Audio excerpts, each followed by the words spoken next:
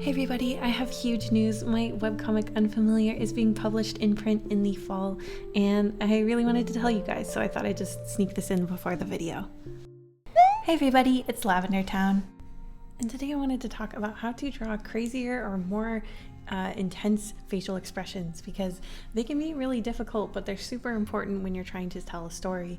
There's some situations that just require a bit more juice on the facial expression, so that's what we're talking about today. So the first trick I use when I know I have to make a more extreme facial expression is I start with sort of like my default mode for that emotion. In this case, it would be surprise. So this is pretty far on the surprise scale for what I would normally draw. This is going to be our midpoint, and that will help us actually get to where we need to go if we want our character to be just completely and totally shocked. I'm going to do this just sort of as an example, but on the side, I'm trying to show my character with a relatively neutral face so we can see how her facial features are normally.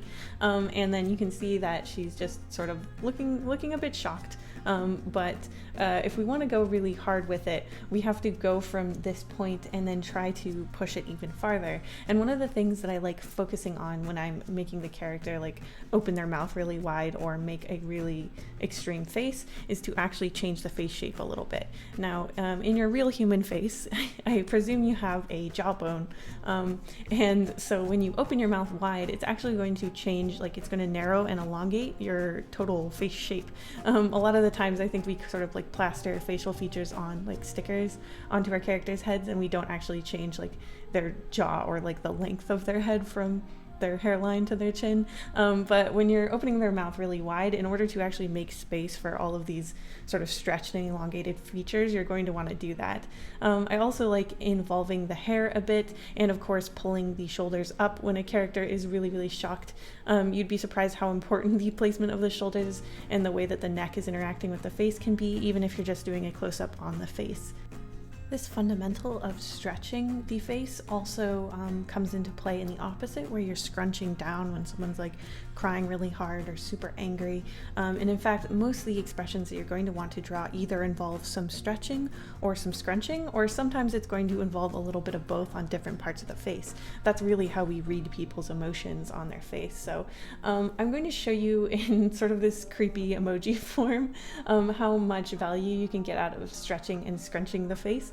I didn't want to distract with like hair and everything, so we're just going to look at the facial expressions and see how much more sort of energy and expressiveness we can get from scrunching down really small, super angry, and stretching out. So as you can see, particularly with the surprise face, you run out of actual face real estate if you don't stretch. And with the angry face where it's getting crunched down, I feel like it just really makes you feel that emotion more, if that makes sense. Like as it's crunching down and sort of spreading outward, having the whole face sort of crunch down a little bit definitely intensifies that. A stumbling block I would run into a lot is when I would make my characters too beautiful and be too fixated on their beauty. Now, that might sound kind of weird, but I'm telling you, this is an actual epidemic. There are so many drawings of really beautiful girls in particular, but they always end up with this sort of like blank face. I think just because the artist is so focused on really like rendering the most beautiful lips and the most beautiful eyes that they don't want to risk like scrunching the eyes down and not being able to see as much of them, or flattening the lips down by actually like stretching the face into like a grimace or a big smile. So we end up with a lot of gorgeous illustrations of women basically making almost no face whatsoever, being sort of completely neutral, and there's nothing wrong with that. But I think that one of the most important things that I learned is like not being afraid to diminish like the beauty of the individual facial features in order to make your characters feel more alive. Particularly in stories, this is really important, that you're not keeping them sort of having a mask because you're not wanting to like distort their face in any way. So I tried to draw just like a super beautiful girl, like the exact type that I used to draw all the time, and then be really resistant to changing their face at all. And like this is how I would make them sad, like literally, like I'd be like, okay, a couple picturesque little tears, and then put her eyebrows up, but I like didn't want to mess with any part of her face, and so I just wanted to sort of like show this You know, as you can see, you can tell that she's supposed to be sad. And in the other one, you can tell she's supposed to be content, happy, something like that. And it's, you know, I think she looks really pretty, but look at how much more alive she looks when you're actually willing to like crush down her facial features and like distort her mouth and stuff like this. It just makes her feel like she actually exists. I wanted to give her really intense emotion, and so I'm bringing up her shoulders, which is, you know, taking away from her very like elongated, slender neck or whatever. And I'm giving her like this angry grimace because she's furious in this moment. Her head is tilted down. She's looking up. She's obviously like really, really upset. And I do feel like even though like it's obviously not as pretty, I guess, as like her blank face, you can still tell what she normally is supposed to look like. And especially with narrative, you really don't have to worry about this. Like your readers are going to remember that they're a pretty character, even if they have like a grimace of pain or anger or sadness, you know. So just not being afraid of really experimenting and making sure that you're letting them express themselves and letting them be you know, like characters with actual hearts and feelings and stuff. So yeah, I tried to keep her looking like herself while also really leaning into the expression and the emotion. It's something that you might have to practice, but I think when you compare them, there's really no comparison. It has so much more punch and impact seeing her actually furious and upset rather than the other one where it's like she just had tears and eyebrows like pasted on. The next thing I recommend doing is collecting a library of good faces. And I'm not talking about handsome or pretty faces. I'm talking about like faces from movies and stuff that really stick with you for whatever reason. I think that having a library full of those and just looking at them regularly can really get your brain in the right space to be thinking about faces and facial expressions for your art. I'm also doing some interesting redlining and stuff here. I know this looks so crazy, but basically what I'm doing is I'm trying to put red lines over the parts of the face that really jump out to me and that I think make the expression look the way that it does. And then I'm also showing with the blue anywhere where the face is either stretching or scrunching. So as you can see, depending on the facial expression, there's going to be a lot of scrunching, a lot of stretching, or it's going to be a mixture. Rather than trying to directly copy or study these images, while that would be super helpful as well, but like breaking down the facial expression and trying to see like what are the lines here that are making this look like this particular feeling, and having that in the back of your mind can make it easier for you to apply these facial expressions on any angle of your character and to any character. So that's something I highly recommend trying to do. So with these various things in mind, I want to jump into trying to take you through the process of me drawing a character who is emoting in an extreme kind of way. It is definitely harder than drawing a character with a more normal facial expression.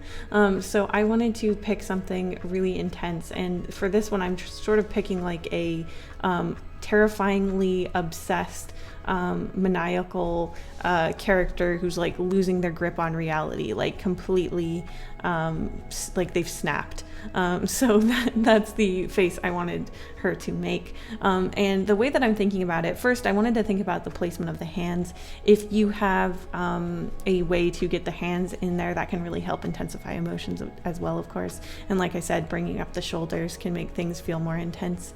And as I draw the facial features, I was focusing on asymmetry. Asymmetry can show a character not being like basically not being like super sane, making them seem more unreliable or chaotic, and so that can be used to great effect for an emotion like this. So I made one eye scrunched down and one eye really open. I also showed that asymmetry in her mouth, and of course cartoon logic, she has to have sharp teeth because she's looking a bit dangerous right now. You might not do that depending on how realistic your art style is, but opening her mouth really wide and having it smiling more intensely on one side than the other. Again, it's the same idea as the eyes. It shows that this character is a little bit unhinged, and that you might not be able to predict them as well, because we're used to people's facial expressions being relatively symmetrical, so this is going to throw that off a bit.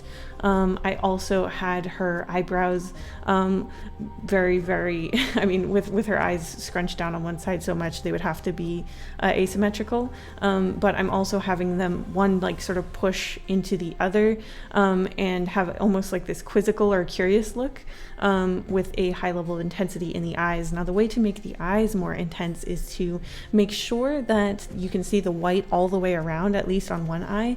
This really shows that the character is highly energized, and combined with all of these asymmetrical elements, it makes her look extremely unhinged and a little bit scary. Definitely like she's very elevated. Her energy level is really, really high, which can make her seem a little bit more frightening. So that was my thought process for this one. Very stylized, of course. For this next one, I'm going to try to do a bit of a different sort of expression. This is a character who I imagined has just been compromised, basically. Like he had some kind of a secret, and he's just caught wind that that secret might be out, and it is something that is very serious and very, very problematic if this is true. So I'm trying to show all of those conflicting feelings on his face while also making it look like he's trying to stay composed and not completely show his hand.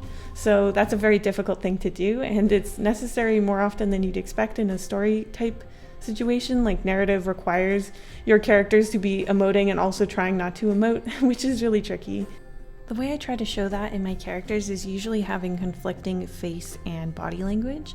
And so one of the things I'm trying to do is make sure that it's clear that this character was facing a certain way, but heard this information from an angle and has moved his eyes to lock on to the person saying whatever it is they're saying, but he's still holding his face forward. So he didn't want to make a sudden jerky movement. This is a way that you can show that someone's sort of been startled by something, but they're trying not to show it.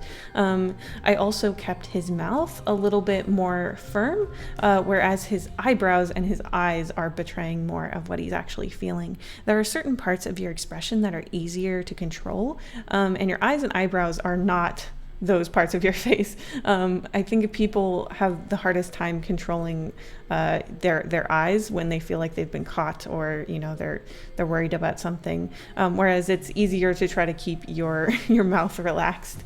I'm also intensifying this by putting part of the character's face in shadow. That sort of implies a secret as well. It's a kind of a literal version of that. Like, part of their face is hidden, they also have other things hidden. It's that kind of logic.